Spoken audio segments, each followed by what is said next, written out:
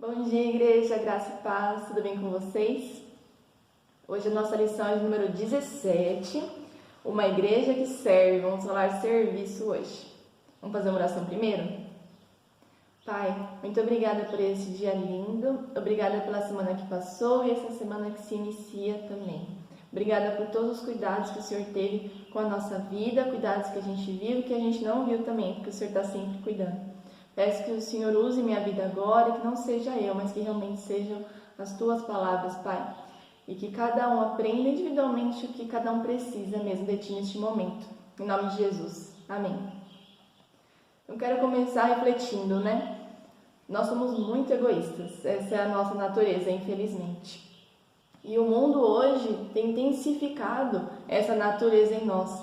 Eu vi uma pregação que ele comparou, achei bem interessante. Quando a gente assiste televisão, a gente precisa assistir o que está passando. Não tem muitos canais para escolher, apesar que hoje tem mais, né? Mas ainda assim é limitado. Já o YouTube, a internet, a gente pode escolher o que a gente quer ver, na hora que a gente quer, no tempo que a gente quiser. Então se tornou, claro, algo muito melhor, muito mais fácil, mas também intensificou esse individualismo, né? O que eu quero, na hora que eu quero, como eu quero. Então, vendo por esse lado, ficou muito ruim. Por exemplo, a questão dos relacionamentos, né? Então a gente não tem mais tempo para nada, não tem tempo nem para mim, imagina para os outros. E é sobre isso que a gente vai falar, porque o servir, ele é para as outras pessoas. E não faz sentido um evangelho que não seja assim. O evangelho é para servir. Jesus serviu. Tem um texto que a revista traz que eu achei bem interessante. Eu vou ler para vocês. É a história de 4 personagens, 4 pessoas, né? Todo mundo, alguém, qualquer um e ninguém. Havia um trabalho importante a ser feito e todo mundo tinha certeza de que alguém o faria. Qualquer um poderia tê-lo feito, mas ninguém o fez. Alguém zangou-se porque era um trabalho de todo mundo. Todo mundo pensou que qualquer um poderia fazê-lo, mas ninguém imaginou que todo mundo deixasse de fazê-lo. Ao final, todo mundo culpou alguém quando ninguém fez o que qualquer um poderia ter feito. Eu adoro esse joguinho de palavras, acho muito legal. Porque realmente é assim, né? Eu acho interessante. A gente vai falar de dons aqui. E às vezes o dom mais importante é justamente o dom que a gente precisa na hora. Vou falar isso daqui a pouquinho. Uma coisa interessante pra gente pensar também é que às vezes a gente busca uma igreja pronta. Eu vou lá só pra sentar, assistir, ser abençoado e ir embora, não quero conversar com ninguém, não quero me envolver com nada, né? Por muitos motivos. Eu duvido que exista essa igreja, primeiro, né? Uma igreja pronta, que não precisa de mais nada. Sempre tem algo que a gente pode acrescentar no reino de Deus. Mas de qualquer forma não é um pensamento que a gente precisa ter, porque é no servir que realmente a gente coloca o evangelho em prática. Então, o texto que a revista traz está em 1 Pedro, capítulo 4, versículo 7. Eu vou ler do versículo 7 até o versículo 11, mas eu vou parando no meio, tá? Vamos acompanhando aí, deixar sua Bíblia aberta. 1 Pedro, capítulo 4, versículo 7. Ora, o fim de todas as coisas está próximo. Sede, portanto, criteriosos e sóbrios, a bem das vossas orações. Então, o fim está próximo é uma coisa boa. Só que a gente tem que intensificar o nosso serviço para alcançar outras pessoas. Acima de tudo, porém, tende amor intenso um para com os outros, porque o amor cobre multidão de pecados. Então, o servir é uma forma de amar a Deus e amar as pessoas também. Sede mutuamente hospitaleiros, sem murmuração. Servi uns aos outros, cada um conforme o dom que recebeu, como bons despenseiros da multiforme graça de Deus. Vou parar um pouquinho aqui para a gente falar de dons. Todo mundo tem dom. Você pode pensar assim, eu acho que eu não tenho nenhum dom. Não, tem sim. Porque o Deus que criou a gente já colocou dons em nós. Pode ser que a gente realmente não saiba ainda quais são eles, mas a gente pode descobrir.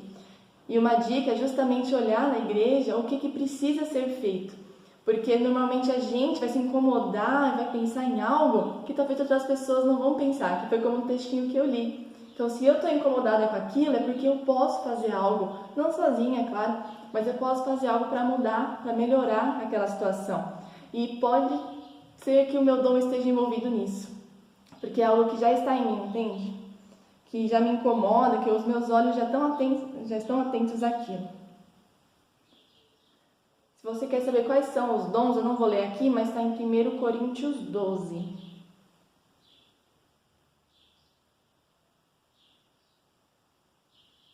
Vamos continuar lendo ali então na Bíblia. Eu parei de ler no versículo 10, agora vou ler o versículo 11. Se alguém fala, fale de acordo com os oráculos de Deus. Se alguém serve, faça-o na força que Deus supre, para que em todas as coisas seja Deus glorificado, por meio de Jesus Cristo, a quem pertence a glória e o domínio pelos séculos dos séculos. Amém. Uma coisa importante para a gente pensar também é que se nós estamos servindo em alguma área da igreja e a gente está se sentindo só cansado, porque faz parte o cansaço, mas só isso, não se sente renovado depois, não vem aquele renovo, tem alguma coisa errada. Então eu pensei em duas coisas, né? Ou realmente a gente não está fazendo o que é o nosso dom, porque às vezes a gente sempre fez alguma coisa na igreja e continua sempre fazendo aquilo, nunca tentou outra coisa.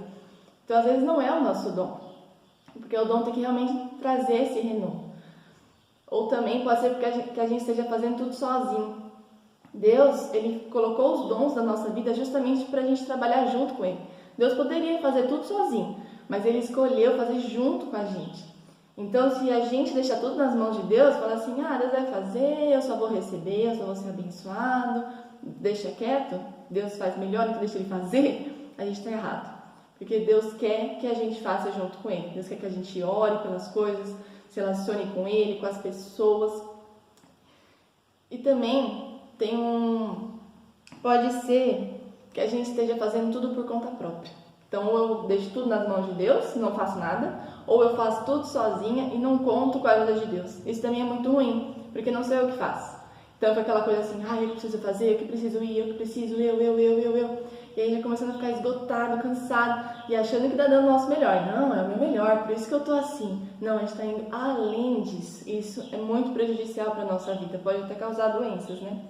Então, a gente tem que pensar nesse equilíbrio. Deus quer trabalhar junto com a gente não pode deixar nem Deus fazer tudo sozinho, como se a gente não tivesse dons, não tivesse como contribuir nesse serviço, e nem a gente fazer tudo sozinho e nem orar antes, né? Quantas vezes a gente começa a fazer coisas sem nem orar antes. Então a gente precisa desse equilíbrio, realmente fazer o trabalho junto com Deus. A gente ouve muito que cada um é de um jeito, que é importante a gente se unir. Por exemplo, a igreja, se tivesse só o pessoal que recebe a diaconia, né? Imagina você chegar numa igreja que todo mundo te recebe e você senta lá e não acontece mais nada. Não faz sentido. Por isso que cada um exerce seu dom e todos juntos têm o culto, por exemplo. A igreja, claro, é maior do que o culto. Mas cada um cumpre seu papel. Na teoria a gente já sabe disso, né? Só que na prática é muito diferente. Às vezes vem uma ideia diferente da que eu penso, eu falo assim, mas poderia ser feito assim, né? Por que a gente não troca o mas pelo e? O mas, a gente exclui a ideia da pessoa. O e a gente agrega. Então, quando vier uma ideia, eu falo, olha, podemos fazer a sua ideia e vamos fazer isso também? Como é que a gente pode juntar isso aqui? Toda vez que a gente quer agregar, quer juntar as ideias, os dons das pessoas, faz muito mais sentido. Quando o versículo fala multiforme graça de Deus, é justamente isso. Cada um tem um pedacinho. Quando a gente junta tudo, tem muito mais Deus ali, o Deus presente, envolvido ali, do que, por exemplo, eu fazendo algo sozinha, porque eu só tenho uma partezinha. Então é importante a gente aprender a colocar isso em prática de verdade, tirar da teoria. Para finalizar, quero te perguntar, que alegrias o serviço te traz? Eu demorei muito para entender a importância de servir. Como eu falei no começo, a nossa natureza é egoísta, a gente quer ser servido. Então, o servir é estranho. Então, qual que é a alegria de servir? Eu queria que você escrevesse aqui nos comentários para motivar as pessoas a servir também. A minha alegria, cada um vai ter a sua alegria, né? A minha é ver vidas transformadas, é ver as pessoas olhando para dentro e crescendo e se descobrindo, falando assim, nossa, olha como Deus me fez, olha tudo que Deus fez em mim, olha tudo que eu posso fazer. Eu amo isso, amo mesmo, amo ensinar, amo ver as pessoas realmente aprendendo da palavra. Isso para mim me renova mesmo. Então era isso. Vamos fazer uma oração para finalizar? Pai, obrigada por esse momento aqui, Deus. Eu sei que o Senhor já transformou vidas, Pai. Pela fé eu já acredito nisso. E o Senhor tem propósito no ensino. A Tua palavra está aqui realmente para a gente aprender, para transformar as nossas vidas, a começar em mim, Deus.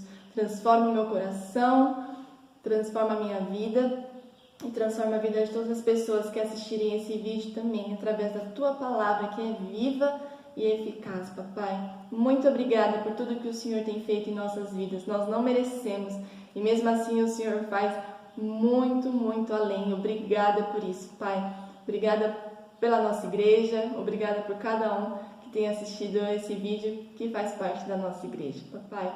Obrigada mesmo por tudo, em nome de Jesus. Amém? Deus abençoe, bom domingo, boa semana.